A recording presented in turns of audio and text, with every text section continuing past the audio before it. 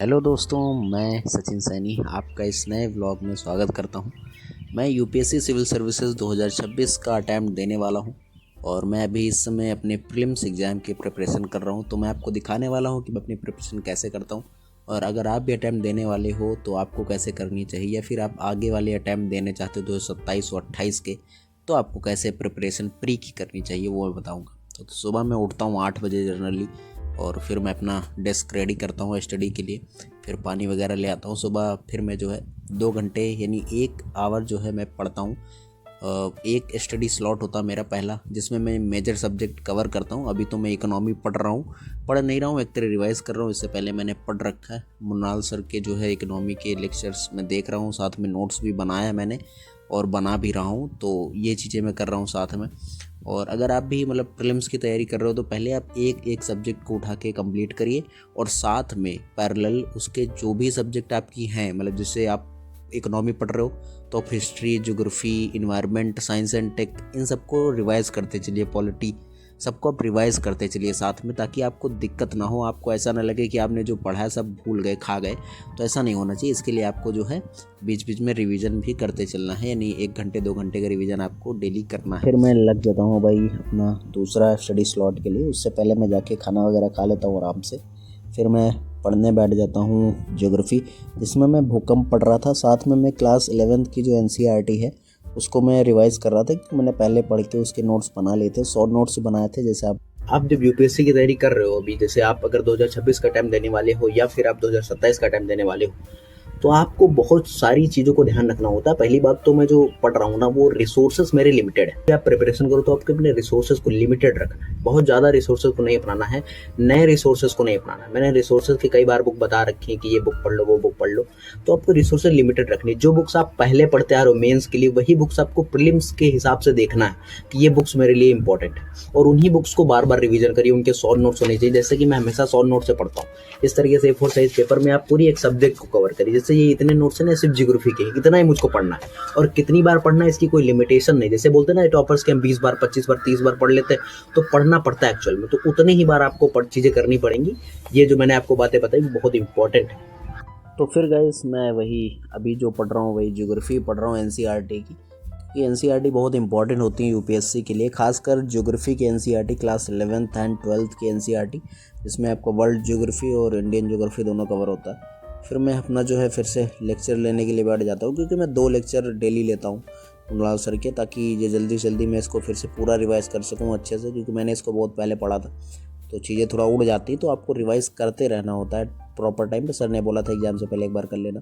फिर मैं अपना जो है एक और सब्जेक्ट को रिवीजन कर रहा हूँ। जो मैं पढ़ रहा हूँ जो है history, modern history Vipin Chandra से मैं पढ़ रहा हूँ। ये मैंने पहले 2 से 3 बार पढ़ रखी है बुक से और नोट्स भी। तो मैं अभी प्रीलिम्स के हिसाब से इंपॉर्टेंट फैक्ट्स ही सिर्फ देख रहा हूँ, सब कुछ नहीं पढ़ रहा हूँ। तो अभी मेरा कोचिंग का टाइम हो जाता, तो मैं कोचिंग निकल जाता हूँ गाइस। कि जो है मैं 3 बजे के करीब कोचिंग जाता हूँ अपनी, जहाँ मैं बच्चों को पढ़ाता हूँ क्लास मतलब 1 2 3 4 5 6 7 8 9 10 11 12 तक। अरे गिनती क्यों गिनने हो भाई, है ना। तो कोचिंग के लिए जा रहा हूँ अभी, और उधर से आने के बाद फिर जो है लाइब्रेरी जाता हूँ। आपको जैसा कि पता हो नहीं होगा, क्योंकि मैं बहुत दिनों के बाद ही जो है अब लाइब्रेरी जा रहा हूँ। तो लाइब्रेरी जाता हूँ, वहाँ पे पढ़ाई करता हूँ बढ़िया अच्छे से, क्योंकि लाइब्रेरी में 3 घंटे आराम से अच्छे से पढ़ाई हो जाती है। इसलिए मैं लाइब्रेरी शाम को ही जाता हूँ, दिन को नहीं जाता हूँ, क्योंकि दिन में घर पे ही अच्छे से पढ़ लेता हूँ। इसलिए शाम को लाइब्रेरी में जो है जाता हूँ, दिन को नहीं जाता हूँ। और आपको भी ऐसे करना चाहिए, जब आपको टाइम मिले तब आप चीज़ों को करिए। और मैं दिन में जो है 10 से 12 घंटे की पढ़ाई करने की कोशिश करता हूँ। नहीं हो पाता तो 8 घंटे हो जाता। तो अभी मैं सीसेट पढ़ रहा था, शाम को मैं सीसेट ही पढ़ता हूँ। सीसेट पढ़ने के बाद फिर मैं इन्वायरमेंट का रिवीजन कर रहा हूँ। आपको पता होगा कि मैंने सारी सब्जेक्ट कवर कर रखी है, मैं सिर्फ रिवीजन कर रहा हूँ इस समय, और उनके नोट्स भी प्रिपेयर कर रहा हूँ, ताकि जब प्रीलिम्स के एग्ज़ाम हो तो उससे 1-2 दिन पहले मैं इन चीज़ों को देख कर ज़रूर जा सकूँ और रिवीजन मेरा अच्छे से प्रॉपर हो। तो ये चीज़ें मैं करना चाहता हूँ। तो अब जो है ये मैं लाइब्रेरी से जा रहा हूँ अपने घर, रात का समय है 9 बजे। इसके बाद मैं घर जाता हूँ, फिर घर पे जाके मैं आराम से सो जाता हूँ भाई। ये मेरी कुछ लाइब्रेरी, जैसे आप देख रहे होंगे बहुत से लोग यहाँ पे आते हैं पढ़ने, मेरे गाँव का ही मेरे दोस्त की लाइब्रेरी है। फिर नेक्स्ट डे है आज, नेक्स्ट डे का भी व्लॉग मैंने एक ही दिन में मतलब जो है शामिल कर दिया। नेक्स्ट डे फिर जो है मैं मतलब जो है सफाई वफाई करना हूँ अच्छे से, टेबल को थोड़ा सही करता हूँ, इधर उधर करता हूँ, क्योंकि टेबल पे थोड़ा सामान इधर उधर बिखरा हुआ था, इसलिए मैंने इसको सही से एकदम लगा दिया। और फिर मैं जो है इसको मतलब अच्छे से कर रहा हूँ ताकि पढ़ने में आसानी रहे। तो फिर मैं अपना सारा सिस्टम ला के यहाँ पे रख देता हूँ, फिर मैं यहाँ पे पढ़ने बैठ जाता हूँ। फिर वही फर्स्ट लेक्चर जो है अभी तो मैं जो है एक सर है मेरे, वो तिकड़म सीरीज चलाते, तो वही मैं देख रहा था। फिर आज मेरा टेस्ट था इकोनॉमी का, तो इकोनॉमी का टेस्ट दे रहा था। धर्मेंद्र सर जो है ये टेस्ट ले रहे थे, तो बढ़िया मतलब ठीक रहता है टेस्ट, कोई दिक्कत नहीं होती, सारे अच्छे से क्वेश्चन होते। फिर यहाँ पे अपना जो है टाइम टेबल बना रहा था, क्योंकि इकोनॉमी का टाइम टेबल अभी चल रहा है, तो इकोनॉमी का टाइम टेबल मैं बना रहा था। साथ में रिवीजन जो चीज़ें हैं उनको रिवाइज़ करना, सी सेट पढ़ना। फिर मैं अगले दिन जो कोचिंग आ रहा हूँ, फिर कोचिंग में बैठ कर पढ़ रहा था। तो आज मैंने क्लिप ले ली, उससे पहले मैं नहीं ले पाया था, तो सोचा कि चलो कोचिंग की क्लिप एक बार ले लेते। मेरी कोचिंग आप लोगों ने कई बार देखा होगा, व्लॉग भी मैंने कोचिंग का अपने डाल रखा है, नहीं देखा तो जाके ज़रूर देखिएगा एक बार, क्योंकि मेहनत बहुत करता हूँ मैं, आप लोगों को लगता होगा, तो वाकई में करता हूँ। तो यहाँ पे मैं कोचिंग है, क्योंकि कोचिंग में पंखा वगैरह लगा है, तो इन्वर्टर नहीं है, लेकिन वो मैं बैटरी से लगाया हूँ, इसलिए वो चलता रहता, तो जो है गर्मी नहीं लगती है दोपहर को भी, इसलिए मैं यहाँ आ जाता हूँ जल्दी थोड़ा। अभी बच्चे नहीं हैं, बच्चे 1 घंटे बाद आते हैं, तो फिर यही है।